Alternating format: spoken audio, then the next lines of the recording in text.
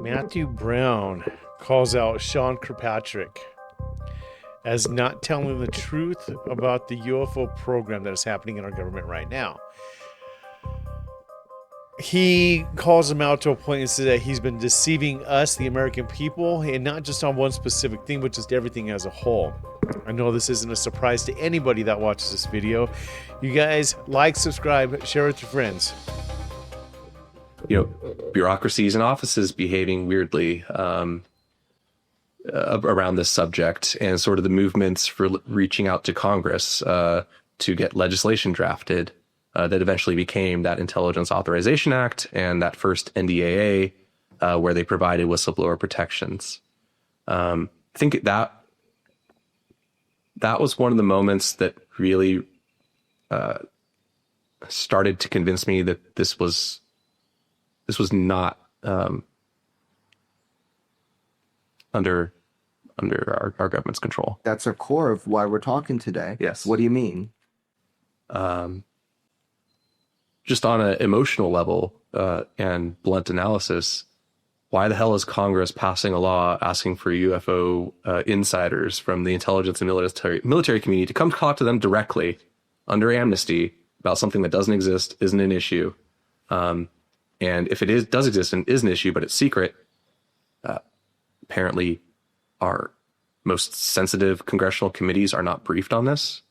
Yeah, I find it at the core disturbing you having AARO even ask for whistleblowers to come forward to them, having Congress asking for whistleblowers to come under amnesty to come to them. Yeah, something's rotten with that. And then also at the same time seeing the sort of UAP task force and its slow death on the inside, and the death of the sort of open exchange of ideas and problem solving going on was another data point that pointed to something rotten.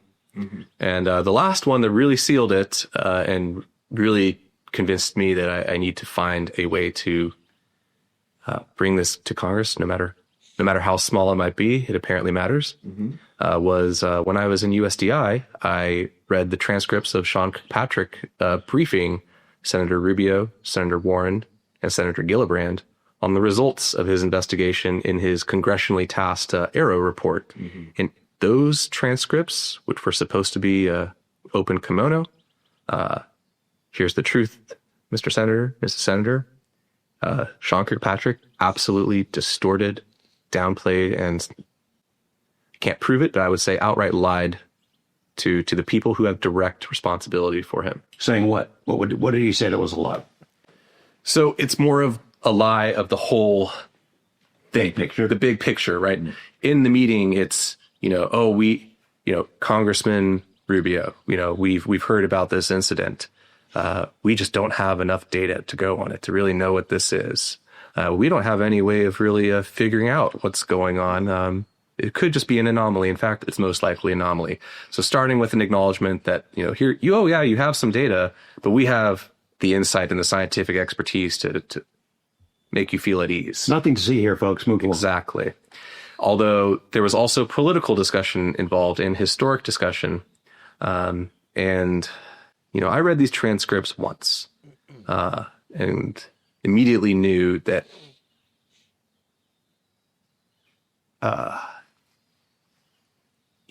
Veiled threat? No, I knew that I was now something else. I had inside knowledge into the deception of our government by elements of our intelligence community.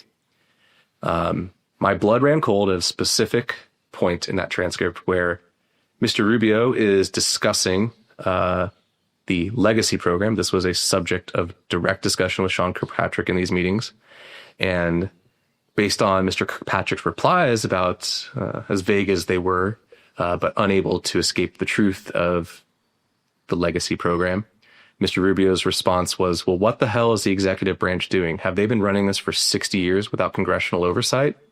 I might be paraphrasing a little, but that's near enough verbatim. And I saw that line, and I basically closed that file and had a pretty sleepless night. All right. You said your blood ran cold, meaning you're pissed, you're spooked. Scared. What is scared? Scared for your country.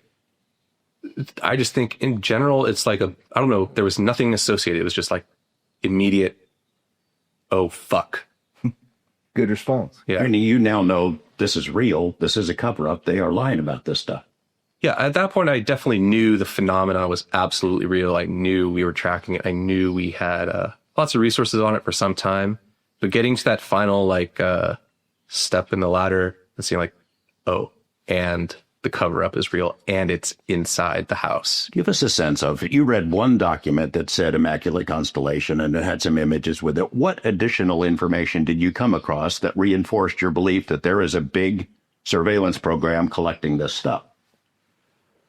Well, I mean, one is just the fact of its existence, right? In the brief, it's talking about the general mission. It's giving examples, but it's clearly talking about a collection mission. And then there's programs that have since become public. The most relevant one in this case is the NRO Sentient program, that kind of, at least in the open source way, demonstrates how you don't need a massive workforce to do this anymore. You don't need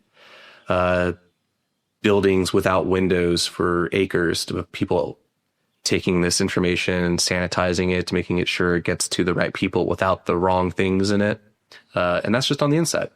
Right. Like you don't also need exposure to a bunch of human beings with individual egos and identities. To be clear, there's kind of AI siphoning off of data and information to keep it compartmentalized without spying of human eyes, even within our intelligence agencies, if I'm understanding it. Yeah, it's a bit of a Janus, a two-faced god. It takes things in one end and makes sure you hear what you need to hear out the other. Sean Kirkpatrick, I think most of us already know that he is less than ideal when it comes to being forthcoming with information on this topic. I think we all know that, right? Let me know if I'm wrong on that one. I want you guys to let me know what you guys think down below about Sean Kirkpatrick. Let me know what you think. I want to hear your truthful thoughts about this, because this whole thing with the whistleblower Matthew Brown and him coming out, this stuff's huge.